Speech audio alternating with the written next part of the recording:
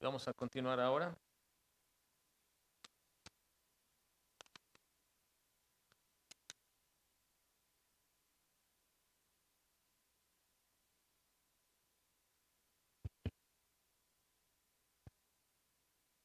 Vamos a hablar acerca precisamente de la circunstancia de Israel que se encontraba en una encrucijada. La semana pasada vimos, ante la cual estaban postrados. Le llama Elías que están claudicando, se han postrado, no saben hacia dónde van, no saben qué elegir, derecha, izquierda, están en un punto indeciso. Bien, para ellos les sería igual cualquier dirección, no saben qué hacer y eso es una claudicación. Bueno, vamos a ver ahora, bajo ese mismo capítulo, una pregunta: ¿reparar o hacerlo de nuevo? Y el tema general es decidiendo correctamente al inicio de este año. Estamos iniciando el año, este es nuestro segundo culto, ¿verdad? Del año, del jueves, y es importante que en este inicio aprendamos a decidir correctamente. ¿En qué asuntos? En todos los asuntos de la vida, en todos. Pero evidentemente requiere siempre una base espiritual.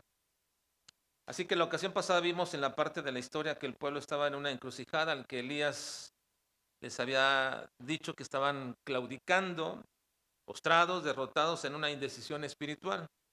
La condición del pueblo era deplorable en todos los sentidos.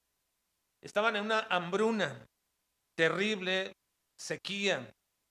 El mismo rey había tenido que salir a buscar pastos para sus caballos. Pero lo más terrible en la que se encontraba el pueblo era la condición espiritual. El pueblo de Dios no conocía o no podían declarar quién era el verdadero Dios.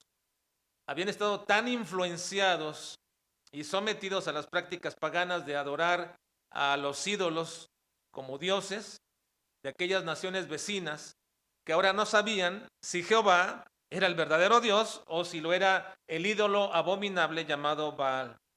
Esa sí realmente es una condición terrible espiritual del pueblo de Dios.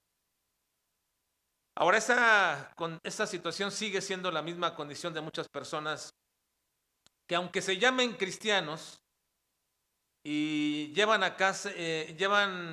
prácticamente el día domingo, asisten, están en un culto, pero les da lo mismo exactamente que entre semana o en cualquier otro día practican cuestiones ocultistas, espiritismo, trascendentalismo. Les da lo mismo ir a una iglesia y adorar a Dios o ir a un lugar de estos a fin de que se les resuelvan sus circunstancias y tener un cierto conocimiento que esto les puede proporcionar. Entonces Elías los reta a declarar quién es el verdadero Dios. Y les dice: si Jehová es Dios, síganle. Y si es Baal, pues vayan en pos de él. ¿Y cuál fue la respuesta?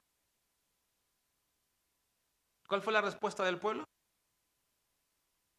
Ninguna. No hubo respuesta. Ese es el indicativo de estar en una situación de postración espiritual. Claudicar. Claudicar es ese punto. Claudicar no meramente es ser derrotado, claudicar es estar en un punto donde no puedes levantarte, no puedes decidir, no tienes capacidad de decisión, estás claudicando. Eso es terrible y la manifestación de esta condición es que el pueblo no respondió palabra. Por ahí nos quedamos la semana pasada, reconociendo que nuestro gran problema es de carácter espiritual. Si hay un problema en nuestras vidas, no tiene que ver con dinero. El gran problema, podemos tener problemas, obviamente, de dinero, podemos tener problemas de familia, podemos tener problemas de cualquier índole. Pero si hay un verdadero problema en nuestras vidas, ese es de carácter espiritual. Nuestro gran problema es de carácter espiritual y tenemos que reconocerlo.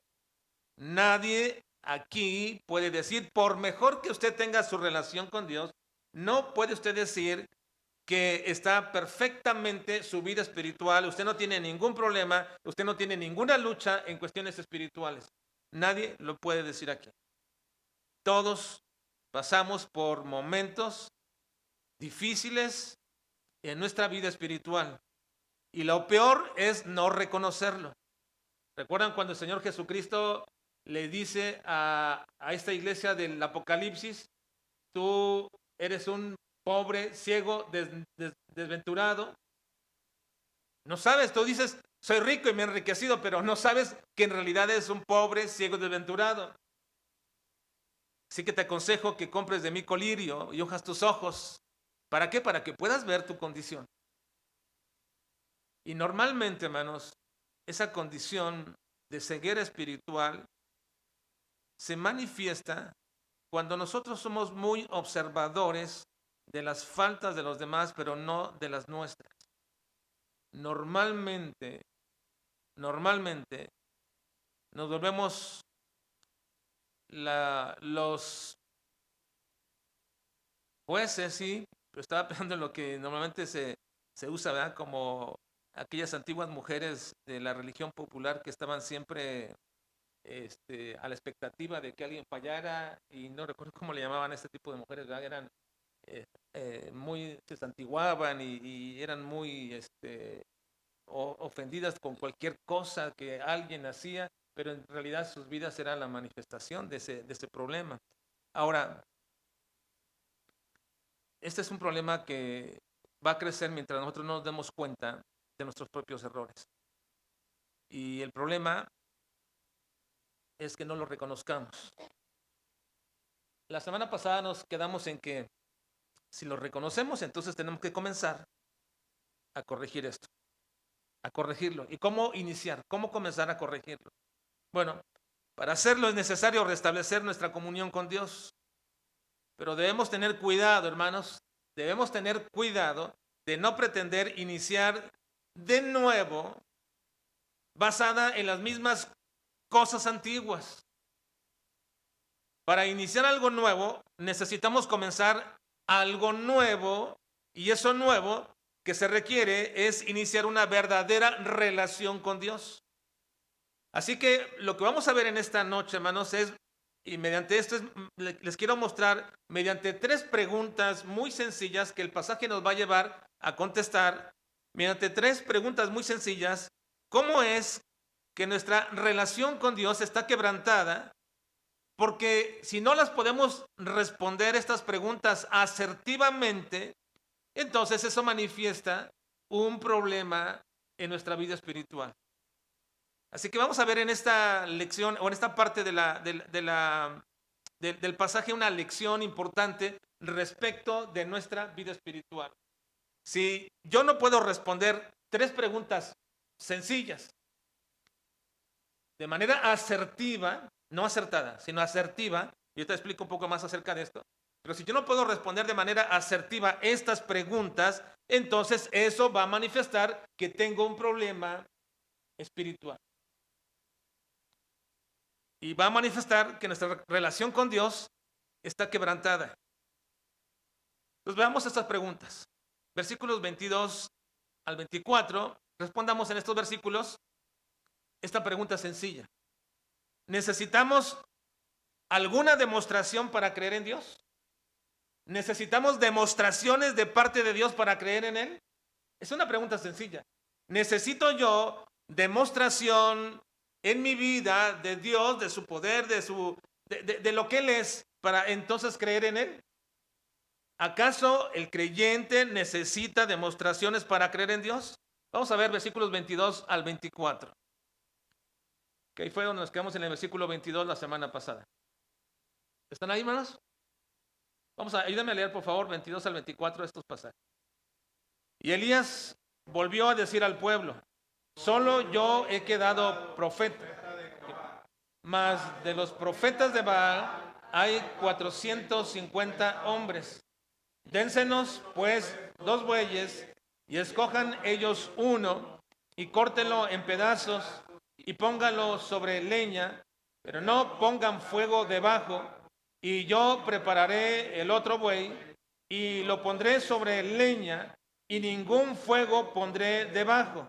Invocad luego vosotros el nombre de vuestros dioses, y yo invocaré el nombre de Jehová, y el Dios que respondiere por medio de fuego, ese sea Dios.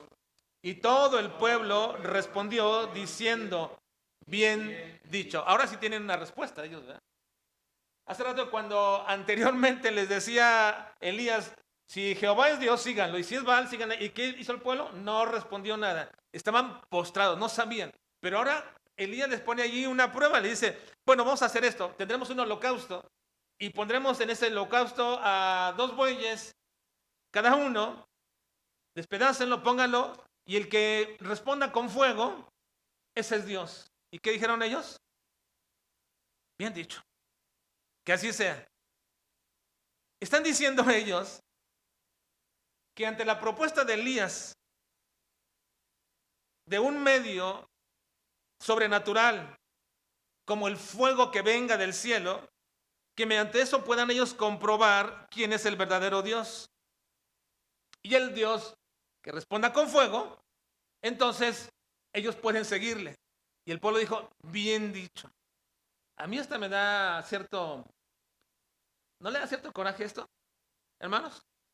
Cuando ustedes se meten en la lectura y se empapan del momento, de la historia, y uno va siguiendo todo esto en la situación del pueblo, da cierta frustración, cierto enojo sobre estas cosas.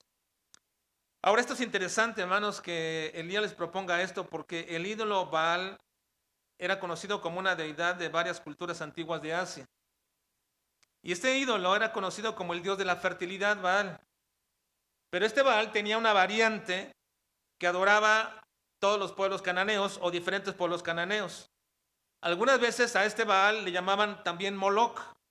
Otras veces le llamaban Baal o Baal Moloch. Ahora ese dios falso era considerado el dios del fuego. Este ídolo era considerado el dios del fuego. Y habían llegado los judíos a adorarle como el dios de fuego, tal manera que incluso le sacrificaban a sus hijos pasándolos por el fuego para adorarlo. A este dios del fuego, Baal o Moloch, el dios del fuego, los propios judíos lo adoraban como el dios de fuego y lo hacían poniéndole a sus hijos a prácticamente asarlos en este mismo ídolo. Miren, Jeremías 19:5 menciona esta condición. Y edificaban lugares altos a Baal para quemar con fuego a sus hijos en holocaustos al mismo Baal, cosa que no les mandé, ni hablé, ni me vino al pensamiento. Está Dios reclamándole al pueblo, ¿verdad? Ustedes han llegado a este punto de quemarle a sus propios hijos a Baal. En otras palabras, estamos diciendo, hermanos, que Elías al proponerles que el Dios que responda con fuego sea Dios, diríamos que Elías les está dando una cierta ventaja a ese ídolo abominable al que llamaban Dios. Entonces tendrían la oportunidad de mostrarse en su elemento. Si era un verdadero Dios, podría mostrarse en su elemento, que era el fuego. Ahora, tal era la confusión, hermanos, espiritual del pueblo de Israel, del pueblo de Dios, que aún se atrevieron a decir, bien dicho. Me parece, hermanos, que esta es la misma condición de la gente de este tiempo, que necesita pruebas visibles, tangibles, de que Dios existe, de que Dios es real. ¿Qué necedad, hermanos, es de la gente de la antigüedad, pero también de la gente de la era moderna, que aquellos por vivir una oscuridad e ignorancia, y los de hoy por su supuesto racionalismo y materialismo, no pueden ver las tremendas pruebas de que no solamente Dios existe, sino que Dios gobierna todas las cosas? Ahora, muchos nos dicen que hoy debemos tener una mente abierta, todos, que no debemos ser tan estrechos de nuestra forma de pensar. Pero la verdad, hermanos, es una sola y esta es absoluta. La verdad es la única y no podemos estar en esa mente abierta de querer aceptar todas las supuestas verdades o posibles verdades. Hay una y el cristiano debe mantenerse en el punto, hermanos, de establecer siempre esa verdad. Cuando nosotros dividimos la verdad o la mezclamos con una mentira, ya deja de ser verdad. Y ese es el resultado precisamente de la forma de pensar de todos los hombres desde todos los tiempos. Y sin que ellos lo sepan, esa es la acción misma del diablo cegando su entendimiento para que no le resplandezca la luz del evangelio, que es la verdad absoluta. Dice 2 Corintios 4:4, en los cuales el Dios de este siglo cegó el entendimiento de los incrédulos para que no les resplandezca la luz del evangelio de la gloria de Cristo, el cual es la imagen de Dios.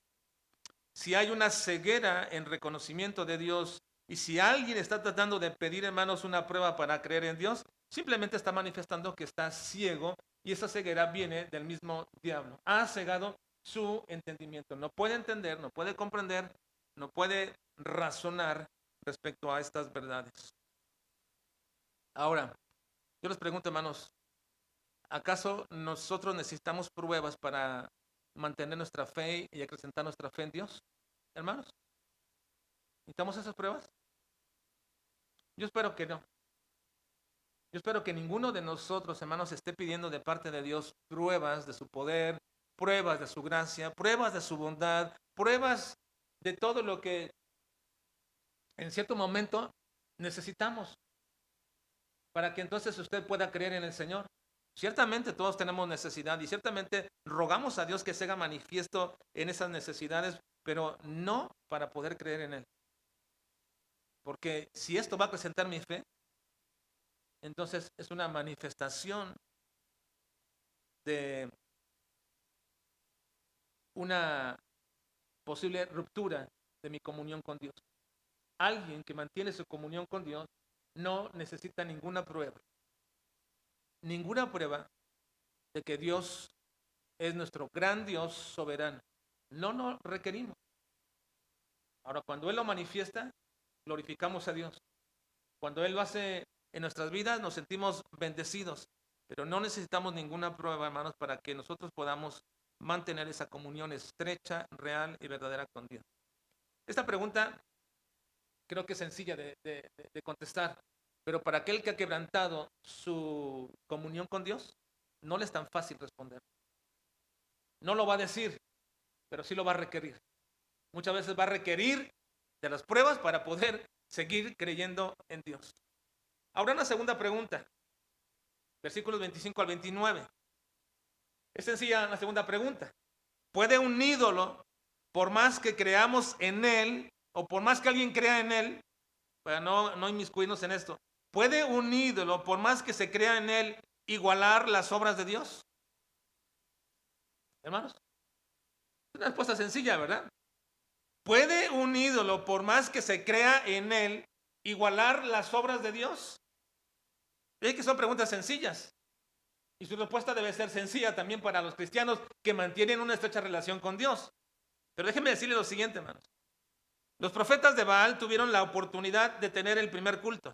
Vamos a ver su primer culto. Versículos 25 al 29. Leamos. 25 al 29. Leamos. Entonces Elías dijo a los profetas de Baal: escogeos un buey y preparadlo vosotros primero, pues que sois los más, e invocad el nombre de vuestros dioses, mas no pongáis fuego debajo. Y ellos tomaron el buey que les fue dado y lo prepararon e invocaron el nombre de Baal desde la mañana hasta el mediodía, diciendo: Baal, respóndenos. Pero no había voz ni quien respondiese. Entre tanto, ellos andaban saltando cerca del altar que habían hecho. Y aconteció al mediodía que Elías se burlaba de ellos, diciendo: gritad en alta voz, porque Dios es. Quizá está meditando, o tiene algún trabajo, o va de camino. Tal vez duerme, y hay que despertarle.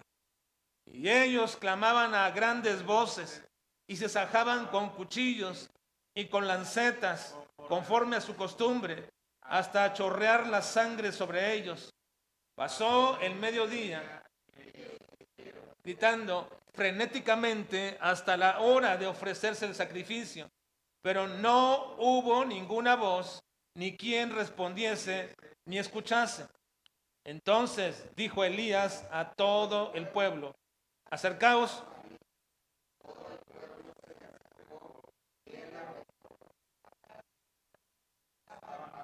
Hasta ahí, hermanos, hasta el 29, hasta el 29 era la parte. Está la acción de los profetas. Entonces los profetas de Baal tuvieron su oportunidad de hacer su culto. Esto les ocupó casi todo el día, quizás hasta las 3 de la tarde. Su ritual llegó a tal extremo que algunos perdieron el sentido y comenzaron a actuar como locos, porque comenzaron a cortarse con cuchillos. Ahora esto era una costumbre de los cultos paganos. Daban gritos, danzaban, gritaban, brincaban, perdieron el control. No sabían lo que hacían, pero estaban tratando de llamar la atención y de inspirar lástima en sus dioses, a ver si estos dioses, a pesar de todo su ruido y su ritualismo, les respondían. Pero aquello, hermanos, era un culto muerto. Un culto muerto. Su Dios del fuego nunca respondió. Y ningún ídolo podrá responder jamás. Ninguno. Por más fe que alguien dice tenerle a un ídolo, y hay millones actualmente, millones de personas que tienen toda una fe, tienen toda una inclinación emocional hacia las imágenes, por más que lo hagan, jamás ningún ídolo va a responder. Dios es tajante, hermanos, a este respecto. Dios no tolera la idolatría y Dios la condena severamente. En el Salmo 115, versículo 3 al 8, nos hace manifiesta esta posición de parte de Dios. Si nuestro Dios está en los cielos, todo lo que quiso, ha hecho. Todo lo que Dios quiere, lo hace. Todo lo que Dios ha querido, lo hace, porque para Él no hay impedimento alguno. ¿Qué le puede impedir a Dios, hermanos, hacer lo que Él quiere? ¿Qué le puede impedir a Dios, hermanos?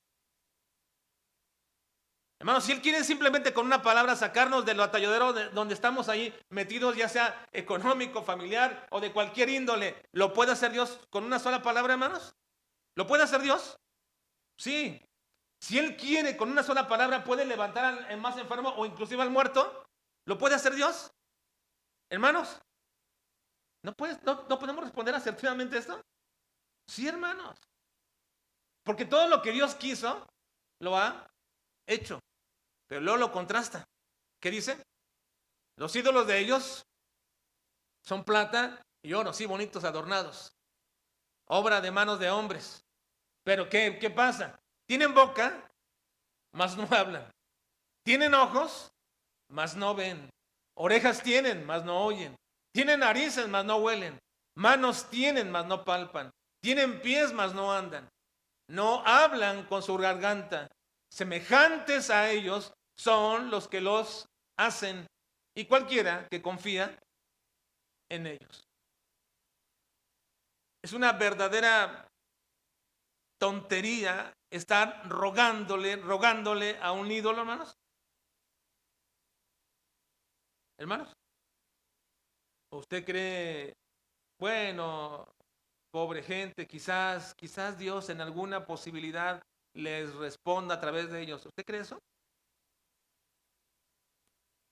Es una verdadera necedad, una verdadera torpeza pensar que un ídolo puede contestar. Es más, lo fútil y lo vano de la adoración de los ídolos y de las imágenes es tenida por Dios como una pérdida de la razón y un producto de la mente entontecida. No puedo expresarme con más símiles, hermanos, de palabras o sinónimos, porque no quiero ser ofensivo, pero es considerado por Dios que alguien le esté rogando a un ídolo una pérdida de la razón, una locura. Miren, Jeremías 10, 3, 5 y 14 dice lo siguiente: porque las costumbres de los pueblos son vanidad, porque leño del bosque cortaron, obra de manos de artífice con buril, con plata y oro lo adornaron, con clavos y martillo lo afirman para que no se mueva. Derechos están como palmera y no hablan, son llevados porque no pueden andar. No tengáis temor de ellos, porque ni pueden hacer mal, ni para hacer bien tienen poder. Versículo 14. Todo hombre, ¿qué dice? ¿Cómo dice, hermanos? Todo hombre se embrutece y le falta ciencia.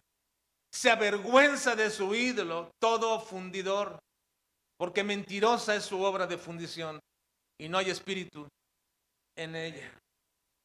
No solamente Dios condena la idolatría, sino que incluso dice que es un embrutecimiento de la mente quien está haciendo un ídolo y luego le pide a ese ídolo. Así que las burlas, hermanos, de Elías manifiestan esto mismo. Elías comienza a burlarse. Igual cuando llegamos a esta parte de la historia, me parece, hermanos, que las palabras, yo me puedo imaginar a Elías allí recostado abajo de un árbol, así medio viéndolos y gritándoles, va, diciéndoles y burlándose de ellos. Sus palabras suenan algo graciosas, las de Elías, y muy irónicas. Los profetas de Baal debían seguir en su frenesí, porque tal vez su Dios estaba haciendo, así lo traduce la Biblia textual, quizás su Dios estaba haciendo sus necesidades. Dice la Biblia textual, y me parece chistoso lo que dice aquí, en este pasaje dice, quizás su Dios se ha ido al baño y no los puede atender por el momento. Es la manera como Elías se está burlando de todos ellos. Su Dios es el gran ausente, es impotente, y así había sido expuesto, como lo es. Es nada en absoluto.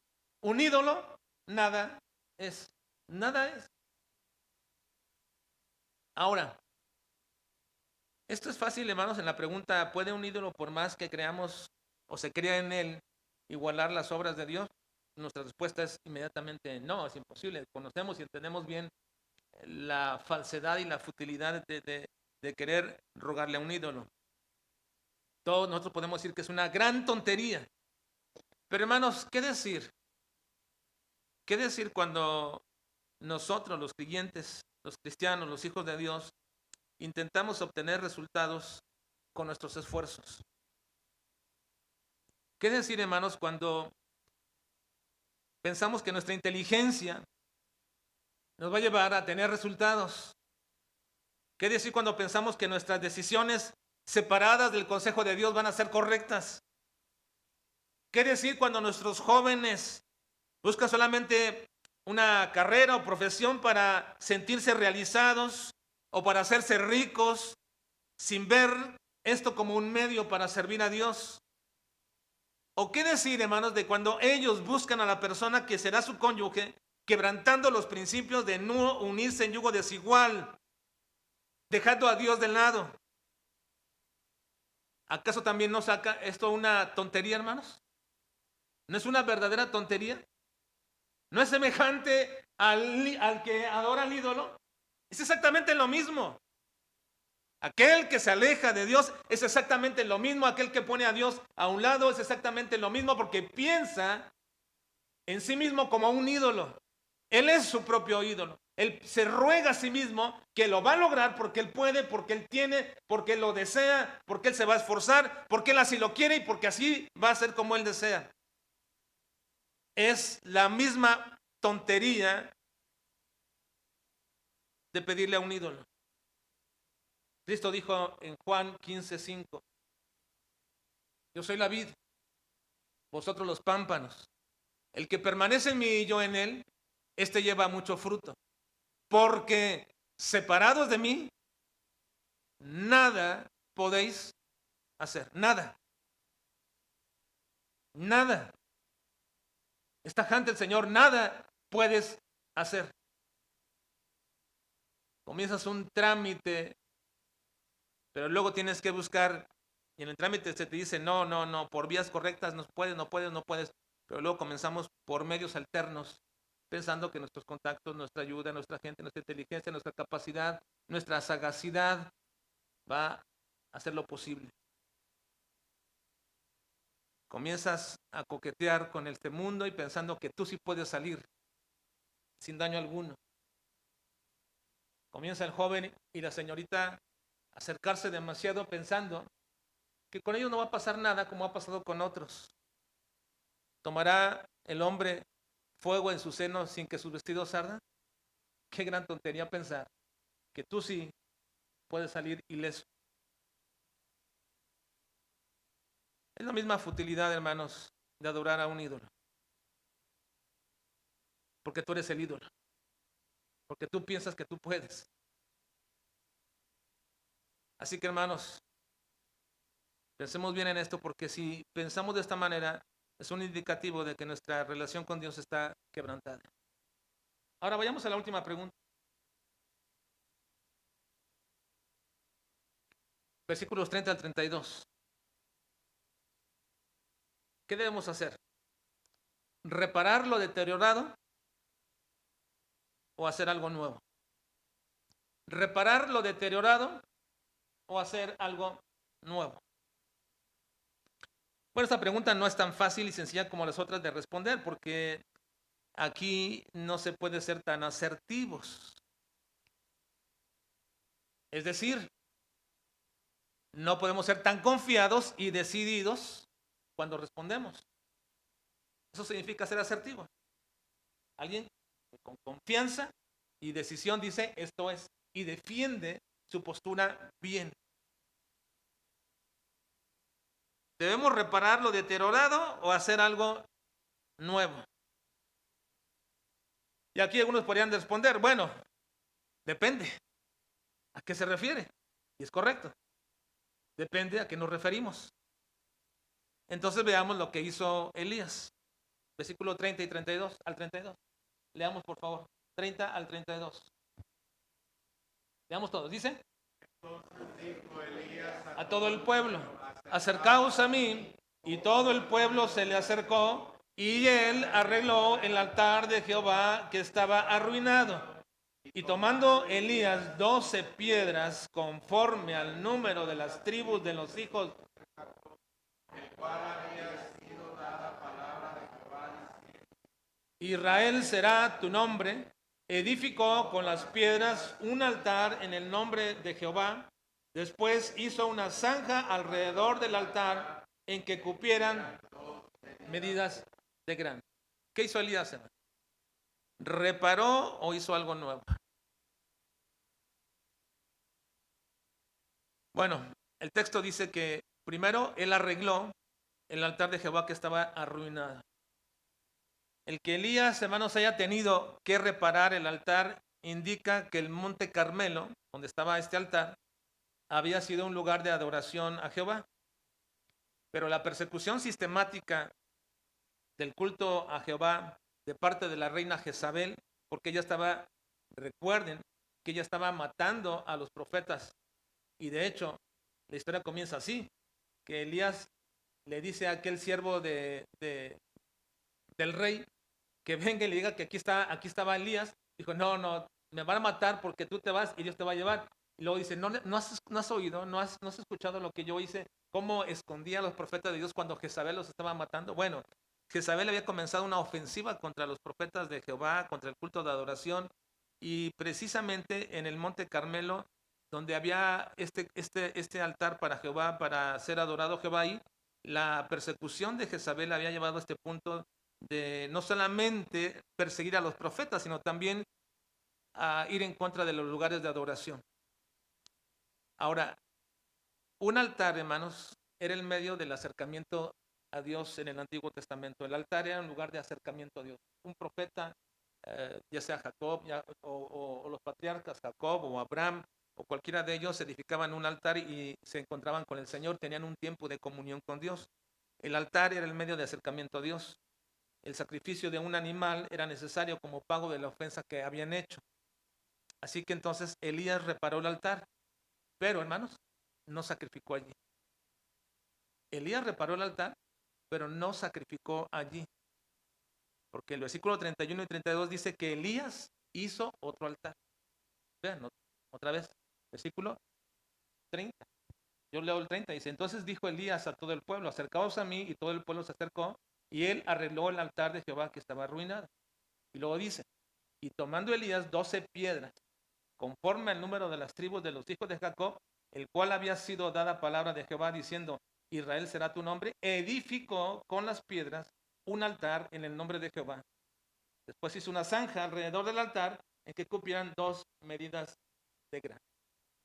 Y preparó al ley, al buey, la leña, lo cortó en pedazos. ¿Y dónde lo puso? ¿En el altar viejo o en el altar nuevo? En el nuevo. En el nuevo. Ahora, es probable, hermanos, que el altar arruinado, el cual reparó Elías, la palabra arruinado no solamente es una expresión que indicaba que estaba destruido físicamente, sino que también ya no servía para el uso que se le había dado por haber sido profanado con los sacrificios hechos a Baal. La razón, hermanos, la razón del por qué necesitamos iniciar con algo nuevo es porque quizás estamos tratando de empezar este año o en algún momento de nuestra vida, estamos tratando de empezar, pero edificando sobre las mismas viejas estructuras que no nos han servido y que no sirven para nuestra nueva vida. Es decir, bajo prácticas meramente religiosas o meras costumbres o tradiciones con las cuales queremos nosotros tener comunión con Dios. Hermanos, Cristo se refirió a esto cuando les hizo ver a los judíos que ellos no podían nunca adorar verdaderamente a Dios tratando de mezclar lo viejo con lo nuevo. En Mateo 9, 16 y 17, así les dice Cristo, vean, nadie pone remiendo de paño nuevo en vestido viejo, porque tal remiendo tira del vestido y se hace peor la rotura. Ni echan vino nuevo en odres viejos. De otra manera, los odres se rompen y el vino se derrama y los odres se pierden. Pero echan el vino nuevo en odres nuevos y lo uno y lo otro se conservan juntamente. Ahora, Cristo dijo todo esto porque el asunto tenía que ver que le preguntaron que por qué sus discípulos no ayunaban como los demás, como los discípulos de Juan. ¿Por qué no ayunan? En la práctica religiosa del ayuno, ¿por qué no lo hacen tus discípulos también? Y Cristo le responde acerca de esto. ¿Acaso puede ayunar a alguien mientras todavía tienen consigo al esposo, pero se les va a ser quitado al esposo y entonces van a ayunar y luego les declara? No podemos mezclar lo antiguo con lo nuevo. Si tú realmente quieres una adoración real y verdadera a Dios, no puedes seguir usando las mismas viejas estructuras que tienes de religiosismo judío y mezclarlos con la verdadera estructura que sustenta el cristianismo en una relación correcta con Dios. Nunca la religiosidad, ni la costumbre, ni las tradiciones nunca serán la estructura correcta para adorar y servir y honrar a Dios, nunca. Esta respuesta, hermanos, acerca de la práctica del ayuno como una mera costumbre y tradición, está diciendo que Cristo no vino a reparar las formas antiguas y viejas instituciones del judaísmo con sus prácticas y tradiciones, sino que vino a instituir un nuevo pacto por completo. Lo demás simplemente apuntaba a lo que vendría. Así que no podemos, o no, le está diciendo al Señor, ustedes no pueden tratar, o al creyente quizás de ahora no pueden tratar ustedes de utilizar los sacrificios antiguos testamentarios y luego también confiar en mi sacrificio como que les puede expiar. No puede ser. No se puede tener una comunión así verdadera con Dios. En forma irrisoria a veces, pero me acuerdo de esta situación en cierto momento que un cierto misionero estaba tratando de pasar algunas cosas de Estados Unidos para México, cosas que le habían regalado para la iglesia y traía una camioneta llena con remolque de muchas cosas. y había pedido a cierto hermano que les ayudáramos en este punto, y yo iba con un hermano para ayudarle, para dividir las cosas, para que no fueran tantas. Y me acuerdo que el hermano que venía conmigo, venía un poco nervioso él para cruzar, y mientras más nos estaba muy nervioso, y de pronto me dice, oye, ¿qué dice? Ora tú y yo rezo, a ver cuál pega. Tratando de decir, estaba lo dijo de chiste para quitar un poco la atención, pero me decía, a ver cuál de los dos pega. Pero este punto, hermanos, es que a veces eso sucede con muchos cristianos. A veces muchos cristianos tratan de hacer cosas como así. Tratan de usar las formas antiguas con las formas nuevas. Le oran a Dios y luego siguen por el rumbo incorrecto, pidiéndole a Dios que bendiga el uso incorrecto. Le piden a Dios que les muestre su voluntad, pero luego hacen la suya. Y después eso tienen rogando a Dios que les bendiga en eso que hicieron.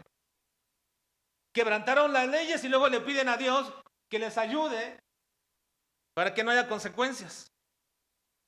Hermanos, no se puede utilizar las viejas estructuras y mezclarlas con las nuevas para tratar, hermanos, de tener una correcta comunión con Dios. Así que la respuesta que Cristo da es tan determinante. ¿Cómo quieren ustedes mezclar el vino viejo con el vino nuevo y luego meterlo? O más bien el vino meterlo en un odre viejo y al revés. Esto no va a funcionar. No pueden ustedes tratar de reparar un vestido con algo viejo. No les va a funcionar. Así que, hermanos, Elías sí repara el viejo altar. Y no sé si lo hizo Elías por razón plenamente emotiva de no ver este altar ahí arruinado que antes sirvió para adorar al Señor, verlo ahí tirado y arruinado. Pero no sacrificó en él. Tomó 12 piedras e hizo un altar nuevo. Y en ese altar nuevo se iba a sacrificar, porque en el anterior estaba profanado. Así que, hermanos, lo que nosotros necesitamos es reconciliarnos con Dios y empezar un nuevo altar de acercamiento a Dios con verdaderas estructuras, no las de costumbre que tenemos de orar por orar, no de las tradiciones de tener una lectura bíblica o un programa de lectura bíblica por tradición anual, no por la religiosidad de tener que venir cada domingo a la casa de Dios. Esas son viejas estructuras que están precisamente por la costumbre, tradición y religiosidad, sino más bien nuestro acercamiento a Dios y nuestra relación con Dios son con aquellas que nos hacen reconocer la santidad de Dios, su perfección y su justicia. Si yo voy a orar, a venir al templo o a leer su palabra, que son 3 prácticas indispensables para mi vida espiritual, si lo voy a hacer, va a ser bajo el pensamiento y el entendimiento de que voy a encontrarme con el Dios santo, con el Dios justo y con el Dios perfecto. Porque entonces así va a cambiar, hermanos, mi percepción cada vez que lo hago. Si yo voy a leer la Biblia y luego, como cualquier otro libro, no me ayuda absolutamente nada en mi relación con Dios. Si yo hago mi oración tan repetitiva como un rezo y por costumbre, no me va a ayudar absolutamente nada y ni va a beneficiar mi vida espiritual.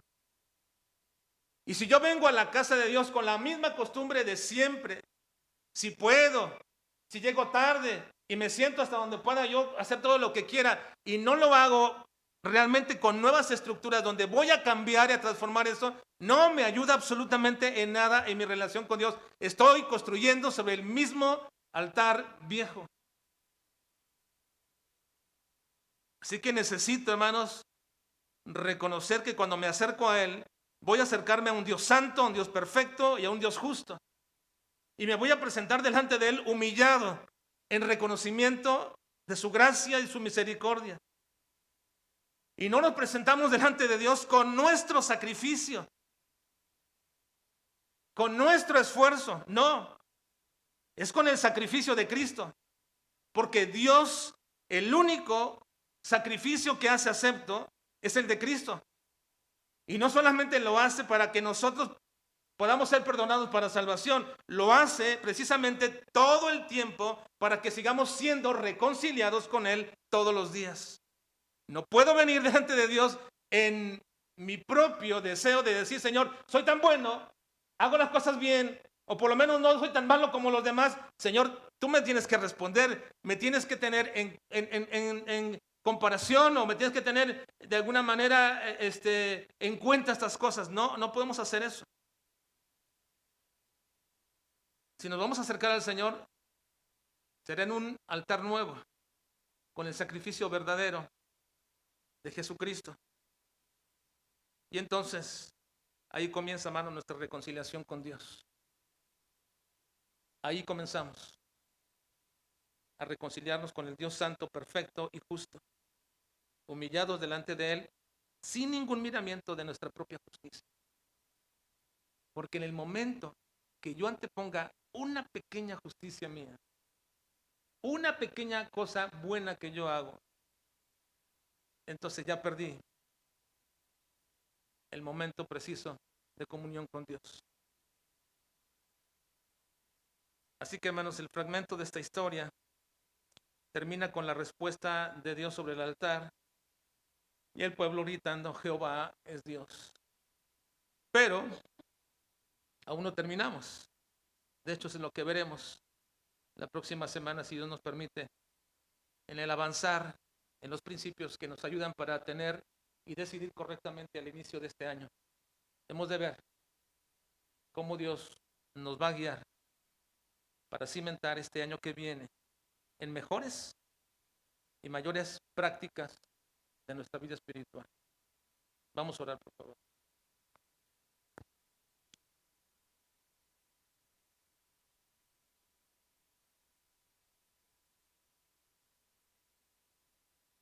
Señor, te queremos suplicar en esta noche que perdones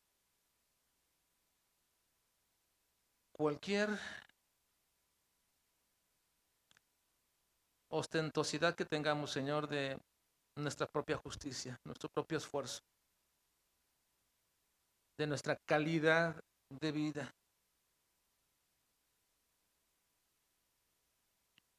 Aun cuando es cierto que quizás vayamos mejorando, Señor, esas mejorías no son nada, absolutamente nada, para presentarnos delante de ti, sino solamente mediante el sacrificio de Cristo.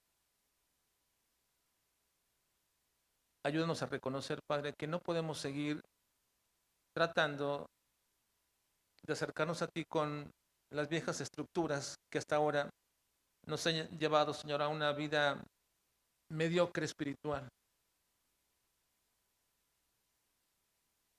No podemos, Señor, seguir tratar y buscar mediante esas bases. Ayúdanos, Señor, a acercarnos real y verdaderamente a ti, humillados, reconociendo nuestra necesidad de ti, Padre. Es a través de Jesucristo que queremos pedirte, Señor, que nos ayudes, que guíes nuestras vidas para encontrarnos, Señor, contigo en un recomienzo, Padre, de nuestra relación, en una mejoría de esa relación, en una búsqueda de tu santidad, de tu perfección y de tu justicia. Ayúdanos, Señor. Te lo suplicamos y lo pedimos en Cristo Jesús. Amén. Vamos a culminar, hermanos, esta noche nuestro culto con las peticiones que tengamos. Vamos a hacerlo ahora aquí, como les anuncié la vez pasada, cada primer jueves de mes vamos a reunirnos por grupos para orar, pero entre tanto, en los demás jueves lo haremos de manera general. Así que si en esta noche hay alguien que tiene alguna petición, por favor la puede mencionar y vamos a dar el pequeño tiempo para que lo puedan lo puedan expresar. En un momento van a pasar ahí el micrófono. ¿Alguien de este lado tiene alguna petición? Hermano Marco.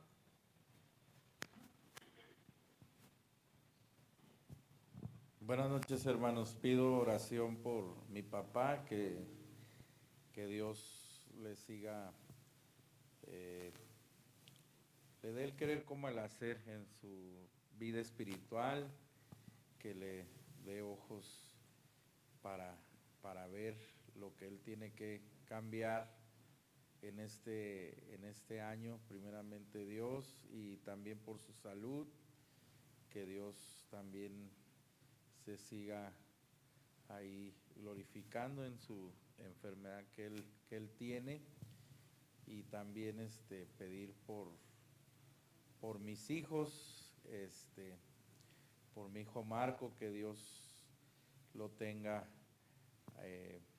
también espiritualmente también de su mano, y que este año pues sea para beneficio espiritualmente de él principalmente. Lo demás viene por añadidura. Y también por mi hija Abril, ya ella tuvo su cita, ya la citaron, su cuestión migratoria.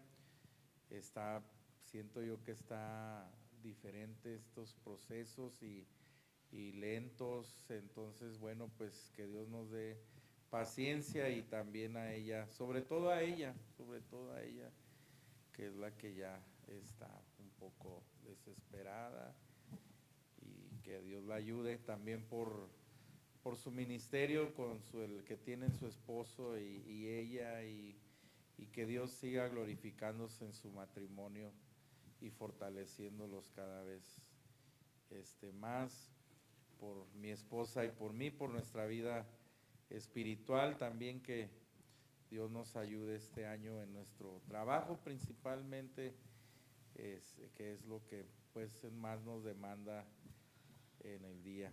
Que Dios nos libre de cualquier situación. Muy bien. Sería todo. Vamos a orar por esta petición. ¿Iván? Muy bien, gracias hermanos. Les pido oración, primeramente dar gracias a Dios que mi papá nos visita, y pues también les pido oración por la vida espiritual de él y de la familia Valdés Vega, que es mi hermano Jorge e Iván y Verónica, por su vida espiritual, y que ellos puedan conocer alcancen la salvación y puedan conocer a un Dios vivo, y podamos orar, ellos puedan también orar a un Dios vivo. Esa es mi petición. Muy bien, espera por tu petición. ¿En la siguiente banca hay alguien? Para irnos así rápido. ¿Alguien? No. Entonces, la siguiente, ¿está Víctor ahí? ¿Hermana Delia?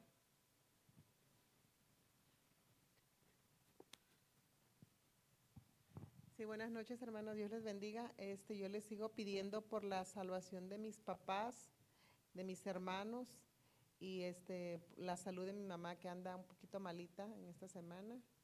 Pido por la salvación de Daniel, y por sus proyectos que trae ahí de vida, por este nuevo ciclo escolar, por Ailet también, por el trabajo de Víctor, y porque nos cuida nuestro andar diario.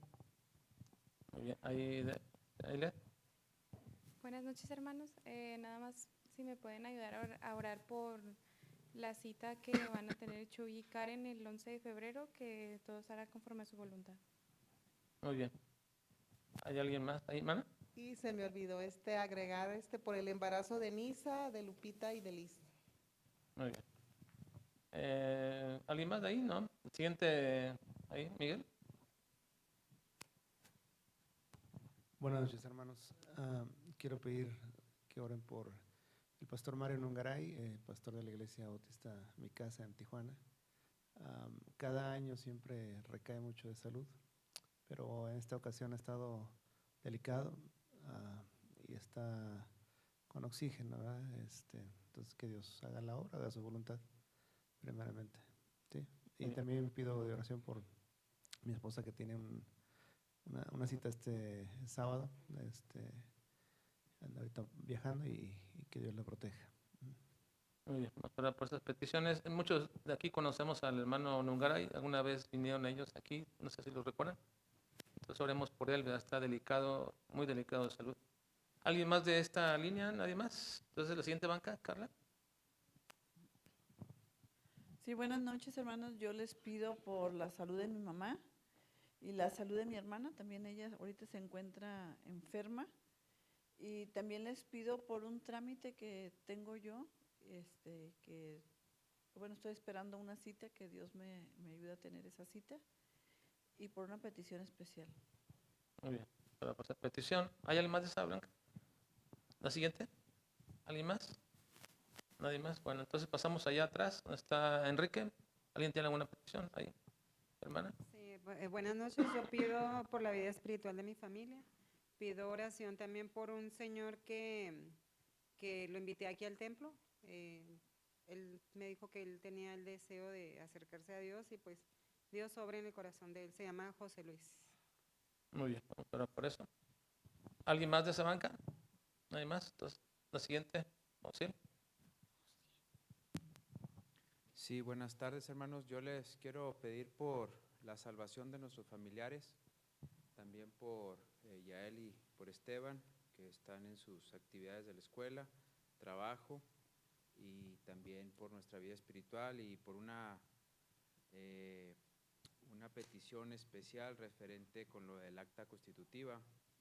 En el mes de diciembre nos mandaron los hermanos que nos están ayudando con el proceso, una carta, ¿verdad? Entonces estamos en la etapa número 3, ya es la etapa final, y he estado contactando a exmiembros de aquí de la iglesia con la finalidad de que podamos darlos de baja formalmente. Afortunadamente sí he podido contactar a unos, desafortunadamente otros no sé qué son de ellos o qué ha pasado, y Dios ha abierto puertas. Obviamente yo personalmente he estado orando por esto desde hace un mes. Les pido a ustedes que oren. Estamos ya casi por cerrar ese asunto de hace 2 años, algo que debió haber pasado hace mucho, pero gracias a Dios que me ha tocado a mí hacer este proceso, y gracias a Dios porque ahí la llevo. Entonces oren por esa petición especial, hermanos. Gracias. De este lado, ¿hay alguien más? ¿Está banca? Hermana.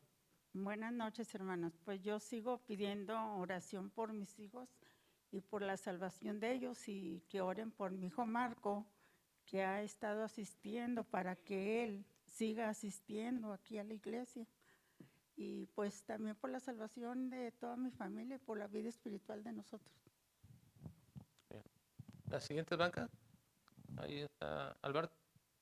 ¿Alguien más? ¿Enrique? Dios les bendiga, hermanos.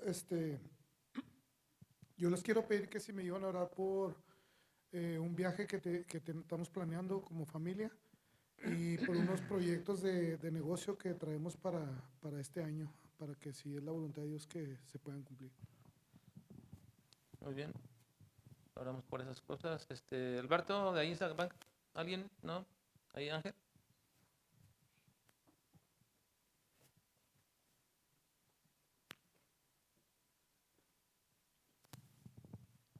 Buenas noches, hermanos. Yo les quiero pedir de sus oraciones, que me ayuden a orar por, principalmente recordar a los empleos.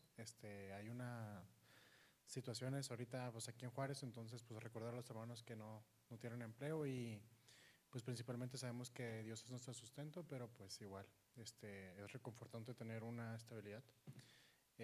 También por unos planes que tenemos a futuro, Mariana y yo, y por la salvación de la familia Alonso, que Dios nos use como ejemplo y como testimonio para que también Dios pueda llegar a sus vidas. Muy bien. Por esa petición. A la siguiente banca, ¿alguien? ¿No hay más? ¿Sí? ¿Adelante tampoco? ¿Alguien más? Bueno. Entonces, ¿nadie más tiene petición? Ya, vamos a ponernos de pie, hermanos, vamos a este tiempo de oración. La hermana Aida pide que, bueno, más bien la hermana Irma, que oremos por la salvación de su familia, Álvaro García y Castillo López. Padre, una vez más nos acercamos a ti en el nombre de Jesucristo para suplicarte, Señor, por cada una de estas necesidades expuestas. Tú las conoces bien, tú sabes, Señor, lo que mejor es conveniente para nosotros y lo que pedimos, Señor. Estamos rogando de manera muy especial que en esta noche todos estemos como aún todavía un poco más, Señor, entendidos y comprendidos de que nuestras necesidades son el medio, Señor, para acercarnos a ti.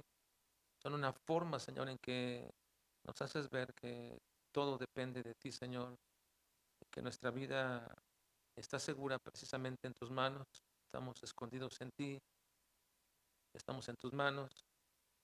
Nuestras necesidades son suplidas de índole material, Señor, como una añadidura cuando te buscamos y buscamos, Señor, tu justicia. Ayúdanos, Dios, a mantener siempre nuestra mirada en tu reino, que podamos siempre reconocer que tú reinas, Señor, sobre todas las cosas y que nada está fuera, Señor, de tu control. Y todo lo que sucede y acontece, Señor, tiene propósitos que aun cuando no los entendamos, van a fortalecer nuestra vida en la medida que nosotros, Señor, dependemos plena y completamente de ti, Señor. Ayúdanos en esta noche a salir con esa confianza, entendimiento. Y si todavía tenemos, Señor, ciertas dudas, inquietudes en nuestras vidas, Señor, por lo que habrá de pasar mañana, ayúdanos a descansar, Señor, pensando siempre que el día de mañana tú tendrás y manifestarás nuevamente tu voluntad en nosotros. Guárdanos en esta noche en el regreso a casa. Llévanos con bien, Señor, para que podamos estar nuevamente aquí en tu casa, de acuerdo a tu voluntad, Señor, y también con el deseo que tenemos de honrarte. Guárdanos, bendícenos, Dios. En el nombre de Jesucristo lo pedimos. Amén. Vamos a despedirnos en esta noche, hermano Charlie. Ya próximamente tendremos poco a poco acercándonos, hermanos, a las reuniones de entre semana, pero por lo mientras, el próximo domingo, ya comenzamos, hermano, el próximo domingo la escuela formativa, 9:30 de la mañana, nos vemos aquí para escuela formativa. Bueno, hermanos, vamos a orar y cantar para este día. Gracias te damos, Dios, por tu palabra, Señor, que nos enseñas, Señor, y te rogamos, Dios, que este año podamos conocerte más, Señor, a través de tu palabra, que podamos estar arraigados, Señor, en la fe que tú nos has dado, que podamos aprender cosas nuevas que tú tienes para nosotros, Señor. Y también te rogamos, Señor, que bendigas las ofrendas, que las bendigas, nos multipliques, Señor, y que siempre podamos andar con alegría, Señor. Suplicamos en Cristo Jesús. Amén. Vamos a entonar este canto, hermanos.